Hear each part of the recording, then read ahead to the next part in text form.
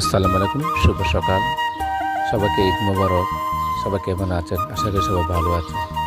এটি হচ্ছে আমার সপাদা গাছ, 12 মাসের সপাদা। একটি ফল আছে, দুটি ফল ধরেছে, একটি পেকে গেছে, খুবই মিষ্টি।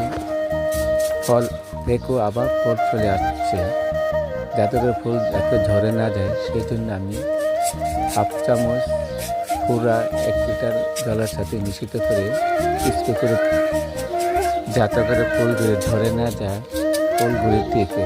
এমনিতে সপাদা গাছ অনেক সময় ঝরে পড়ে যায়, অল্প অল্প কিছু টেকে। তা আমি স্প্রে করে দিচ্ছি পুরা দিয়ে। যদি ভিডিওটা ভালো লাগে লাইক, কমেন্ট, শেয়ার, সাবস্ক্রাইব করবেন। আপনার দুটি হাত অনুরোধ করে বলছি, অবশ্যই সাবস্ক্রাইব করবেন। ভালো থাকবেন, সুস্থ থাকবেন। আল্লাহ হাফেজ।